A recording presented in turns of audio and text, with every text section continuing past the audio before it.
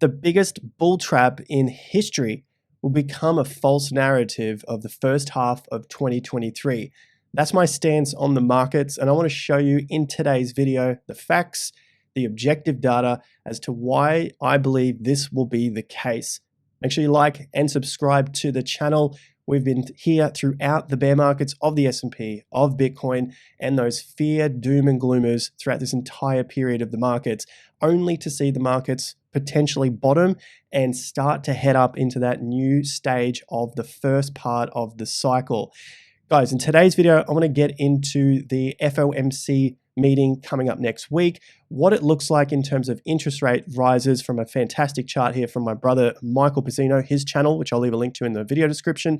Look at the fear and greed bottoming. Look at what's going on in the VIX, also topping out, potentially coming down as well, which then means the SP 500 has potentially bottomed after that macro bank collapse, fundamental catastrophe news that has come out over the last week. We'll also take a look at the NASDAQ, the crypto fear and greed, and of course, Bitcoin, which is currently pushing towards $26,000. Of course, when you see this, we don't know what the price is going to be on the black end of the chart here on the right-hand side, but all we can do is our best with the data. And I hope you've appreciated that on the channel. Let me know if you have been here throughout the bear market.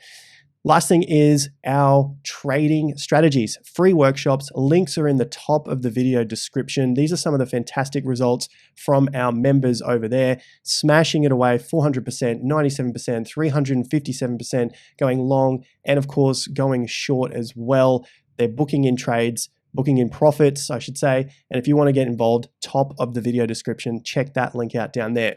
Guys, Forex Factory is the place to go if you want to see what the high impact news announcements are that are coming out, as we looked at yesterday. Employment changes, unemployment rates, everything basically as expected for the Aussies here. But what everyone is actually interested in is what's going on in the US. Unemployment claims 192,000, the forecast 205,000. The market has gone up after hearing some of this news. Now, we've got interest rate rises coming out next week. We go down here to the US. This is obviously my time zone. FOMC meetings, federal funds rate, 4.75%. Are they going to raise? Are they going to leave it as zero? What do we expect next week? I'll leave a comment in the comment section down below for you guys to let us know. Either way, with the interest rates, as we got here from a pretty good chart from my brother Michael, interest rates can rise and the market can also rise. There is a very massive false narrative that goes around in the market that says once interest rates rises and we get a pivot, the pivot means the market has to collapse.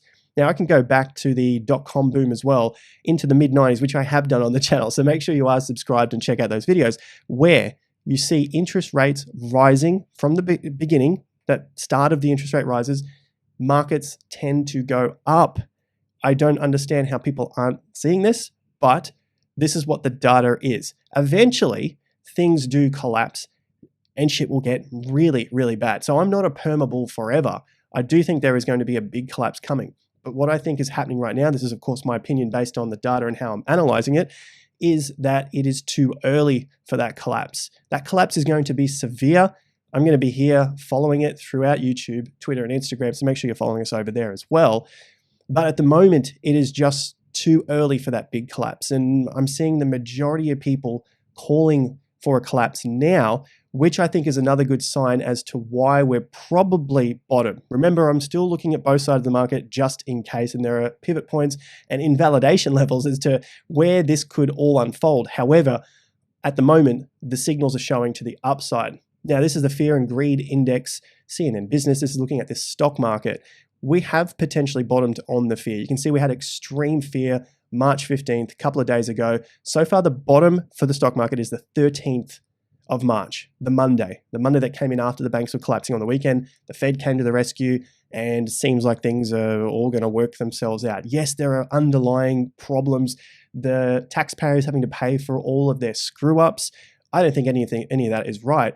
All my job here is to forecast and keep my profits or keep my capital safe based on what I think is going to happen next in the market. My job is not to get caught up in the fear and emotion of the downside or the exuberance of the upside. I just want to read what's going on here and present that to you guys so you can make your own decision as well. So we're still early, and that's what we are doing as investors, trying to be as early as possible, but have enough signals to identify these turns in the market. Looking at a bottom on the 15th and the 13th, and the bottom here on the fear and greed for the stock market on around that 15th, we can go back to September and October, which we should know by now is the current cycle low. The current, we can always collapse. I can always be completely wrong. That's why you need to do your own research. But for now, this was also a very extremely fearful time in the stock market, hitting some pretty low levels on the index. Go back again to the June period, extreme fear. That was the other low that came in just before the October low. Similar pricing. October low went slightly lower and of course bounced out of that, which we'll see in just a sec. May was also a very extremely fearful time in the market. But what I think is happening right now is, or I should say, the smart money is buying up, but it doesn't seem like anyone is noticing this just yet. And I think they'll start to notice as we break 4,200, then as we start to break through 50% levels, then as we start to break through all-time high levels, which we then might get a rejection from, which is typical at a double top. And then as we start to break and confirm above all-time high levels, most people will then start to believe that the smart money was buying back in these times in March. And we've looked at that in terms of cycle lows as well. Now, the next chart I want to look at before we update the S&P and the NASDAQ is the VIX. Now, you might remember if you were following the channel a few days ago, I was looking at this being the lowest swing top on the VIX. Remember, VIX goes up, S&P goes down. So this is basically looking for a bottom on the stock market. If the VIX goes down, the S&P generally goes up, just as a rough idea here. Okay, so overall, when we start to scale out, you can see that the VIX has been putting in lower highs, lower highs, lower highs, all the way back from the peak in January of 2022, which we know a few weeks earlier, the top came in for the SP 500. That's the all-time high top. And since then, the VIX has basically been on a decline here. And it looks like we've just put in another lower top. Now we look to the lows, we're starting to put in lower lows as well. Sure, this one here is slightly lower, and then this one here is slightly higher, but across the board, lower lows, and we start to put in lower lows again, this low breaking those previous lows at that point. So over time, this takes more time to play out. I suspect we'll start to drop into the zone that I'm looking for between 11 points and 17 points on the VIX, which we know has been pretty good times for the market to continue to climb up in a bull market. So this is the transitional period in the market. And what does that look like? Essentially, it looks like a sideways pattern, but you would have seen by now all of the bad news that comes out during these periods. Remember, we've talked many times before about how bottoms are formed in the market. Bottoms are formed on bad news. It has to be. There's no other way for it to happen. If you wait for all the good news, that's the top. And tops are formed on good news. If you can't have the good news at the bottom, because then people believe that the market's already heading up and it's everything's over, it's all rosy. The bad news has to occur at the bottoms.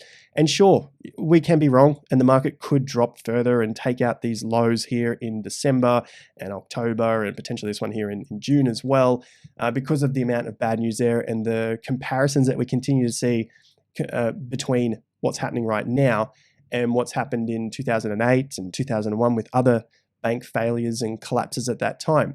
However, let's start from the short term here on the S&P, following on from where we were yesterday, which is another shout out to subscribing to the channel so you can follow along here on the journey rather than get ping-ponged around and flip-flopped between different analysis from different areas in the market, because I focus on one particular style of analysis. Others may do their own thing. Everyone's welcome to do their own thing, of course. The short term here, looking to our swing chart, which you guys can find here, TI again, swing indicator, link is also in the description. The 50% level, 39.43. We've just broken back above that. So some short-term stuff here, which of course produces short-term results, which could move into longer-term results. We've got a higher low. we have a bounce off a more macro 50% level here, which is the range from the cycle low, current cycle low, to the current cycle top. And it looks like we're attempting to start to break higher and form higher lows on the way up. This is not going to be a straight up ride. It's going to be a bit of a bumpy ride. If we get a straight up ride, easier for the bulls. But if we don't, then it's the challenge between the bears and the bulls, of course.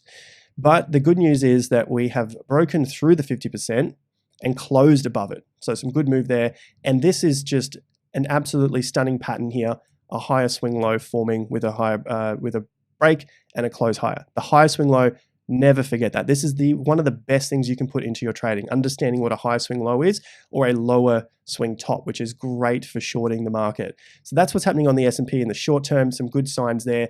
And if we want to bring out our volume indicator here, the amount of volume that is coming into this low is unprecedented with the last 2 to 3 months. Some really strong volume, as you can see here, compared to what we've seen over the last several months. You have to go back to the previous lows. There's some odd bars here which are higher.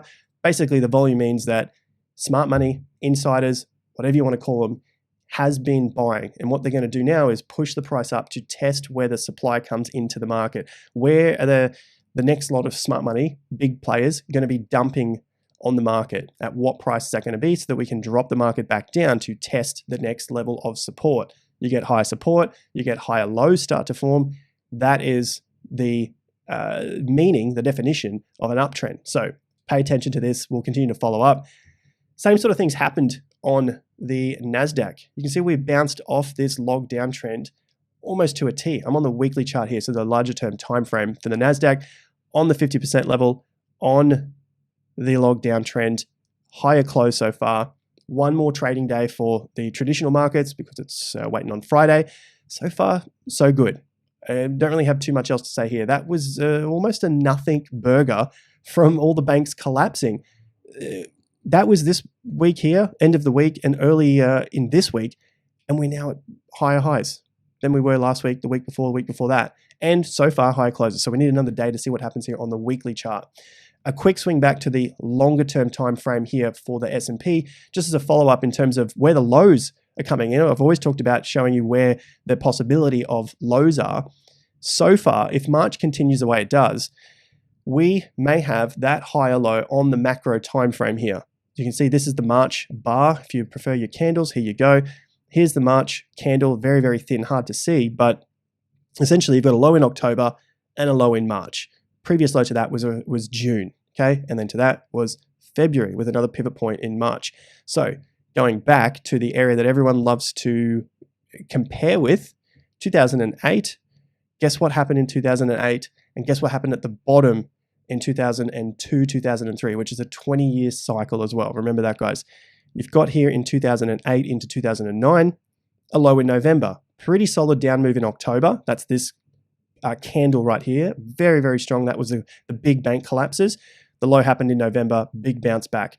The next low doesn't have to be, we're not talking about lower lows here. We're just talking about significant lows when they happen to form.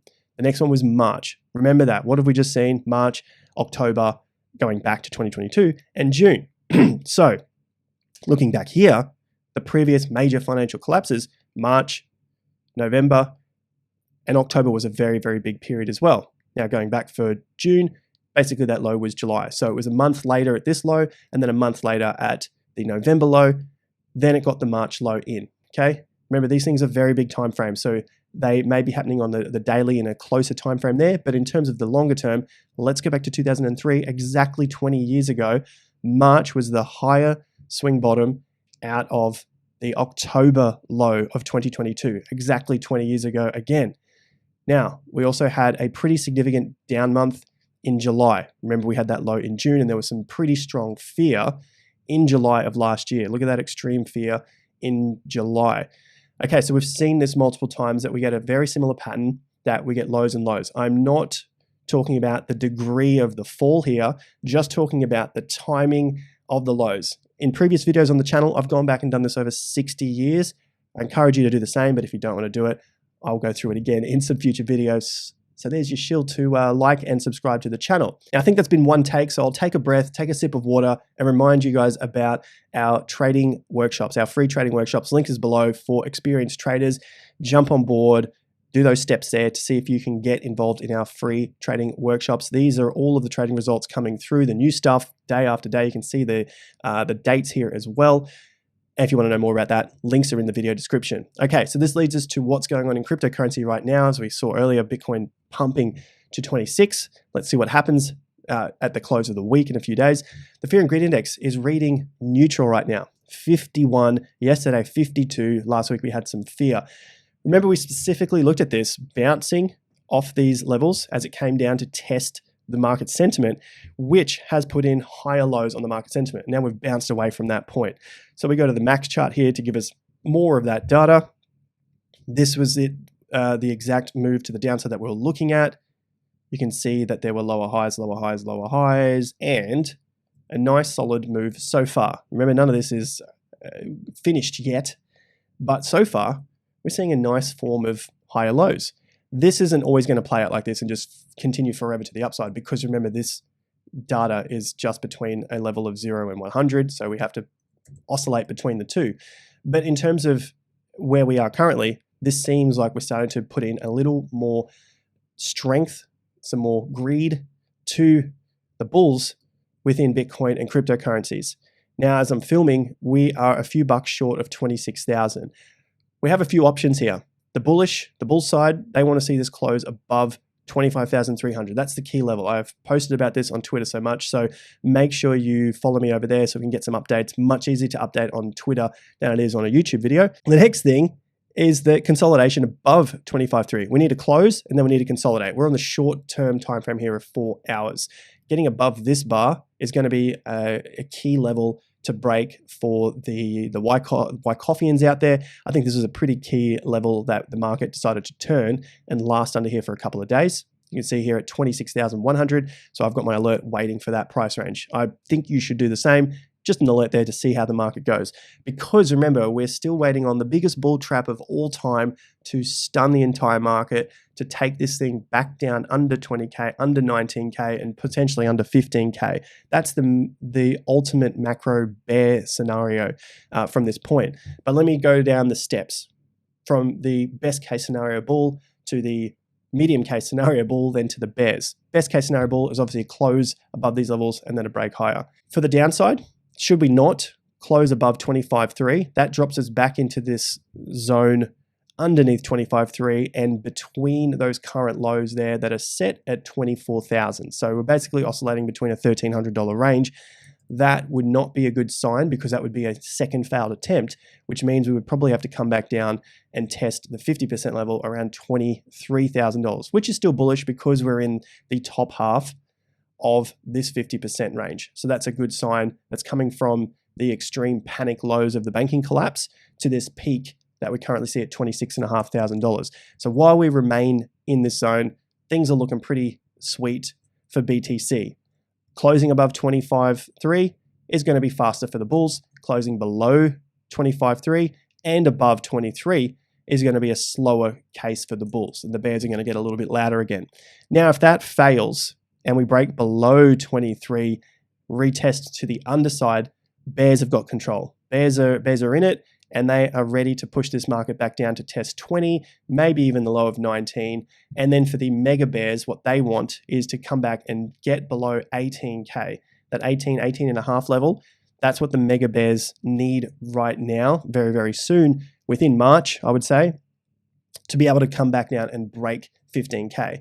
So there's a few support levels now for the bulls, and it's a much more difficult job now for the bears to state their case in order to get this market back down. So before you start to flip entirely bearish, take a look at those price targets on your chart. And while we remain above them, bullish. We start to get below them, we get a little bit more bearish. Either way, have your plans involved. If you're on a macro scale, don't worry about what goes on day to day. Just enjoy the movement of the markets. Get outside, enjoy this beautiful weather if you are here on the Gold Coast or Southeast Queensland. It is a scorching day out there. And join us in TIA Premium. And hopefully we see you guys over there on Monday morning as a TIA Premium member or getting involved in our free trading workshops. Links are always in the top of the video description. Like and subscribe. Check out the videos that are popping up on your left-hand side over here. Have a fantastic weekend. I'll see you guys at the next video. Until then, peace out.